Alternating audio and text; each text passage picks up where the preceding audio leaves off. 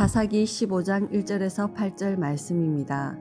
얼마 뒤에 밀을 추수할 때 삼손은 새끼 염소를 가지고 자기 아내를 찾아가서 말했습니다. 내 아내의 방으로 가겠습니다. 그러나 그녀의 아버지는 그가 들어가게 허락하지 않았습니다. 그녀의 아버지가 말했습니다. 나는 자네가 내 딸을 아주 미워하는 것으로 생각했다네. 그래서 내가 그 애를 자네 친구에게 줘버렸다네. 그의 여동생이 그 애보다 더 예쁘지 않은가? 제발 그의 대신 동생을 데려가게나. 삼손이 그들에게 말했습니다. 내가 블레셋 사람에게 해를 끼쳐도 이번에는 나를 탓할 것이 없을 것이요. 아멘. 블레셋의 지배를 받고 있던 이스라엘의 암울한 시대에 하나님은 삼손을 사사로 세우십니다. 그런데 삼손은 우리가 흔히 기대하는 이상적인 하나님의 사람과는 거리가 있어 보입니다. 이방 여인을 사랑하고 하나님의 율법을 가볍게 여기고 수수께끼 하나로 사람을 죽이는 등 그의 삶에는 실망스러운 모습들이 많이 보입니다. 하지만 일단은 괜찮습니다. 왜냐하면 하나님께서는 이 모든 사건들을 통하여 블레셋으로부터 이스라엘 백성들을 구원하실 계획을 이미 가지고 계시기 때문이죠. 이처럼 삼손의 실망스러운 모습도 하나님의 계획 안에 있기 때문에 여러분 일단은 괜찮습니다. 1절 말씀을 보면 삼손은 한동안 집에 머물다가 밀추수철에 염소 새끼 하나를 들고 다시 자기 아내를 찾아갑니다. 이 행동만 보면 화해의 제스처 같기도 합니다. 그런데 그는 문 앞에서 뜻밖의 거절을 당합니다. 그의 장인이었던 여인의 아버지는 삼손이 자기 딸을 미워하는 줄 알고 그녀를 다른 사람, 즉 삼손의 친구에게 주었다고 말합니다. 그러면서 2절 말씀을 보면 더 예쁜 동생이 있으니 그 아이와 결혼을 하라고 제안을 덧붙입니다. 하지만 삼손은 이 일로 분노합니다. 3절 말씀을 보면 삼손은 이번에는 내가 블레셋 사람들에게 해를 끼쳐도 나를 탓하지 못할 것이다 라고 선언하며 복수를 예고합니다. 그리고 그는 매우 창의적이고도 파괴적인 방식으로 블레셋 사람들의 농작물을 태워버립니다. 여우 300마리의 꼬리를 묶고 그 꼬리에 불을 붙여서 곡식 밭과 포도원과 올리브밭으로 풀어놓은 것입니다. 이로 인해 블레셋 사람들은 엄청난 피해를 입게 됩니다. 이 사실을 알게 된 블레셋 사람들은 화가 나서 삼손의 아내와 그녀의 아버지를 불태워 죽입니다. 이에 또다시 분노한 삼손은 블레셋 사람들을 닥치는 대로 죽입니다. 가만히 이 모든 사건들을 보면 폭력의 악순환처럼 보이죠. 거친 감정과 과격한 행동의 연속입니다. 그런데 바로 그 가운데 하나님께서 함께 계셨습니다. 우리는 삼손의 이야기를 묵상하면서 이런 질문을 하게 됩니다.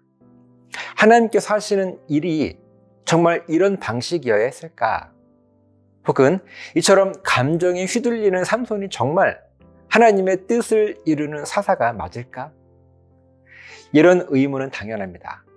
그러나 사사기의 전체 흐름과 하나님께서 이루어 가시는 구원의 역사 속에서 보면 이 혼란스러운 사건조차도 하나님의 가장 안전한 섭리 안에 있었음을 우리는 깨닫게 됩니다. 삼손의 실수, 그의 분노함, 심지어 그의 무모한 복수조차도 하나님은 구원의 도구로 사용하셔서 블레셋과 이스라엘 사이의 갈등을 심화시키고 그 틈을 통해 블레셋을 무너뜨릴 길을 여십니다. 인간의 기준으로 보면 문제가 많은 행동들이었지만요. 하나님의 계획 안에서는 철저한 하나님의 구원 계획의 도구였습니다. 그래서 우리는 이 장면 앞에서 중요한 교훈 하나를 붙잡게 됩니다. 일단은 괜찮다.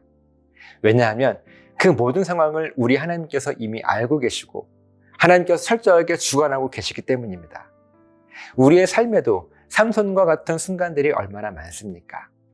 하나님의 뜻이라고 확신하고 시작한 일이 점점 꼬이고 사람들과의 관계는 무너지고 이해할 수 없는 일들이 계속 벌어집니다. 그러면 우리는 하나님께 묻습니다. 하나님, 이 모든 일이 하나님의 뜻이었잖아요. 그런데 왜 이렇게 모든 일이 혼란스럽습니까? 하지만 그때 하나님께서 우리들에게 말씀하십니다.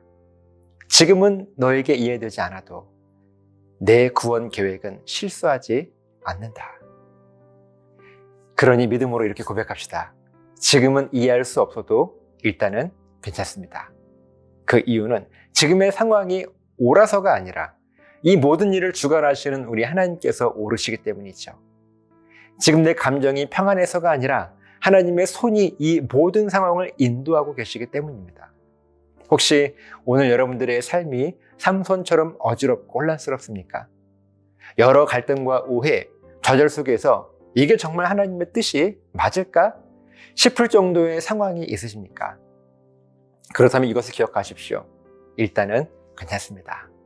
왜냐하면 하나님은 지금도 우리의 삶 속에서 완전한 구원을 이루어가고 계시기 때문입니다. 삼손을 통해 블레셋을 무너뜨리신 하나님께서 저 여러분들의 삶도 반드시 책임지십니다. 그러니 흔들리는 상황 속에서도 이 믿음의 길을 담대하게 걸어가시기 바랍니다. 여러분, 하나님은 언제나 옳으시고 그분의 계획은 실수가 없으십니다. 기도하시겠습니다. 하나님, 무언가 혼란스럽고 분명 하나님의 뜻이었음에도 불구하고 이런 문제, 저런 문제가 생길 때 하나님, 우리가 원망하거나 불평하지 않게 하시고 또한 혼란스러워하지도 않게 하시고 일단은 괜찮다라고 하는 이 확신을 가질 수 있도록 도와주시옵소서. 하나님께서 함께 하시니 우리는 늘 안전합니다. 그러니 일단은 괜찮습니다. 이 고백으로 날마다 승리하며 살아갈 수 있는 우리 모두가 되게 하여 주시옵소서. 감사드리며 예수님 이름으로 기도합니다. 아멘.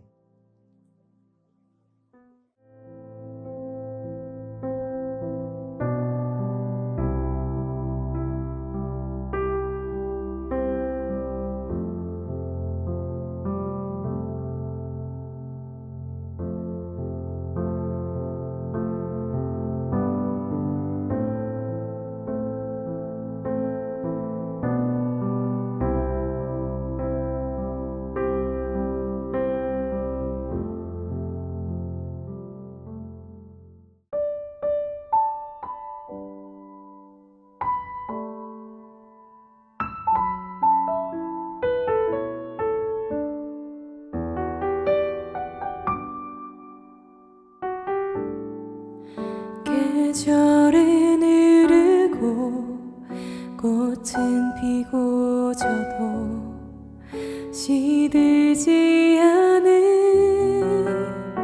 생명이 있네.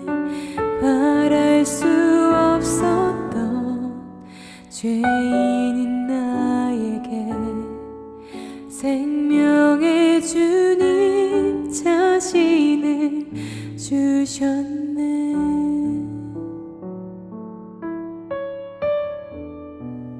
계절은 흐르고 꽃은 피고 져도 시들지 않은 생명이 있네.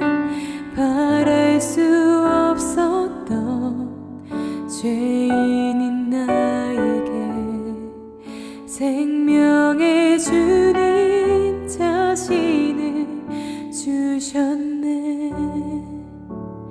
나의 삶은 내 주 예수의 것이니 내 생명 다해 예수로 살리.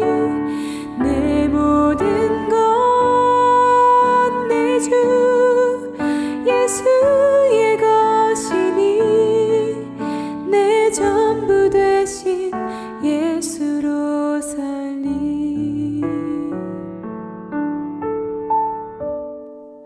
바람이 스치듯 삶은 지나가도 꺼지지 않은 소망이 있네.